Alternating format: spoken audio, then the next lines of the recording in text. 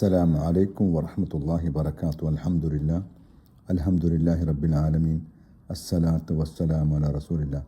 അൽഹംദുലില്ലാഹില്ലദീ ഹദാനാ ലിഹാദാ വമാ കുന്നാ ലിനഹ്തദിയ ലൗലാ അൻ ഹദാനല്ലാഹ്.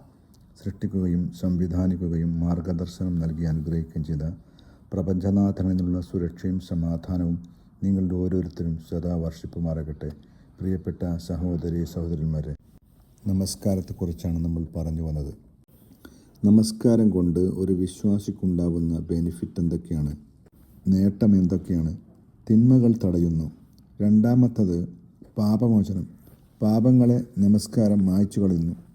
നബി സല്ലല്ലാഹു അലൈഹി വസല്ലം ചോദിച്ചു, നിങ്ങളൊരാളുടെ വീടിൻ്റെ മുൻവശത്തുകൂടെ ഒരു നദി ഒഴുകുന്നു എന്ന് വിചാരിക്കുക. 5 നേരവും നിങ്ങൾ അതിൽ കുളിക്കുകയും ചെയ്യുന്നു എങ്കിൽ നിങ്ങളുടെ ശരീരത്തിൽ വല്ല അഴുക്കുമുണ്ടാകുമോ? ഈ ഒരു പ്രക്രിയയാണ് ഒരു വിശ്വാസിക്ക് നമസ്കാരം കൊണ്ട് നേടിയെടുക്കാൻ കഴിയുക. ബുഖാരി, മുസ്ലിം റിപ്പോർട്ട് ചെയ്ത ഹദീസിൽ 5 നേരത്തെ നമസ്കാരം അള്ളാഹു ആ വിശ്വാസിയുടെ പാപങ്ങൾ മായ്ച്ചു കളയുന്നു. ഒരു നമസ്കാരം കഴിഞ്ഞ് മറ്റൊരു നമസ്കാരത്തിൻ്റെ ഇടയിലും, ഒരു ജുമ കഴിഞ്ഞ് മറ്റൊരു ജുമയുടെ ഇടയിലും, ഒരു റമദാൻ കഴിഞ്ഞ് മറ്റൊരു റമദാനിൻ്റെ ഇടയിലും ഒരു വിശ്വാസിക്ക് പ്രായശ്ചിത്തം ചെയ്യാനുള്ള അവസരമാകുന്നു. മുസ്ലിം റിപ്പോർട്ട് ചെയ്ത ഹദീസാണ്. നമസ്കാരം കൊണ്ടുള്ള ഏറ്റവും വലിയ ബെനിഫിറ്റ് എന്താണെന്ന് വെച്ചാൽ ഹൃദയത്തിന് സമാധാനവും ശാന്തിയും നൽകുന്നു. ഭൗതിക ലോകത്തിൻ്റെ തിരക്കുകളിൽ പിരിമുറുക്കം അനുഭവിക്കുന്ന മനുഷ്യന് അതിൽ നിന്നും അല്പസമയം അള്ളാഹുവിനെ മാത്രം ഓർക്കുമ്പോൾ അതിലൂടെ മനസ്സിന് വലിയ ആഹ്ലാദം ലഭിക്കുന്നു. അള്ളാഹു പറയണം, ഉദ്കുറൂനി അദ്കുറുക്കും, നിങ്ങൾ എന്നെ ഓർത്താൽ ഞാൻ നിങ്ങളെ ഓർക്കും. അള്ളാഹുവെക്കുറിച്ചുള്ള സ്മരണകൾക്ക് മാത്രമേ ഹൃദയത്തിന് സമാധാനം ഉണ്ടാവുള്ളൂ. അല്ലദീന ആമനു തത്മഇന്നു ഖുലൂബുഹും ബിദിക്രില്ലാഹ് അലാ ബിദിക്രില്ലാഹി തത്മഇന്നുൽ ഖുലൂബ്. വിശ്വസിച്ചവരെ അള്ളാഹുവിൻ്റെ സ്മരണകൾ കൊണ്ട് മാത്രമേ ഹൃദയത്തിന് സമാധാനം ഉണ്ടാവുകയുള്ളൂ. മറ്റൊരു കാര്യം, ഏതൊരു സക്സസ്ഫുൾ കാര്യത്തിൻ്റെയും താക്കോൽ നമസ്കാരമാകുന്നു. സൂറ മുഅ്മിനിലൂടെ അള്ളാഹു സുബ്ഹാനഹു വ തആല ആ കാര്യം പറയുന്നുണ്ട്. ഖദ് അഫ്ലഹൽ മുഅ്മിനൂൻ അല്ലദീന ഹും ഫീ സ്വലാത്തിഹിം ഖാശിഊൻ.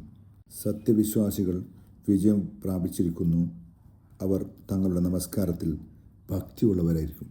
മാത്രമല്ല അനാവശ്യ കാര്യത്തിൽ നിന്ന് പിന്തിരിഞ്ഞു കളയുന്നവരുമായിരിക്കും. നമസ്കാരം കൊണ്ട് മനുഷ്യ ശരീരത്തിനും ഒരുപാട് ഉപകാരങ്ങളും അനുഗ്രഹങ്ങളുമുണ്ട്.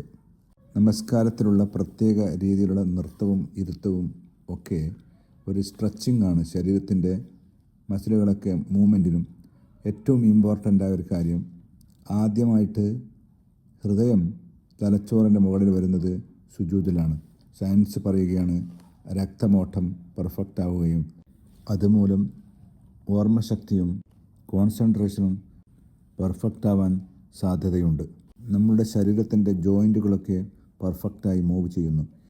മാതാവിൻ്റെ ഗർഭാശയത്തിൽ വെച്ച് നമ്മളെ സംവിധാനിച്ച അള്ളാഹുവിനറിയാം എന്തൊക്കെയാണ് നമ്മൾക്ക് ആവശ്യമെന്ന്. അതനുസരിച്ച് അള്ളാഹുവിൻ്റെ ഓരോ തീരുമാനങ്ങളാണ്. എന്ത് തീരുമാനമായി കഴിഞ്ഞാലും അള്ളാഹു കൽപ്പിക്കുന്നു, നമ്മളത് സ്വീകരിക്കുന്നു.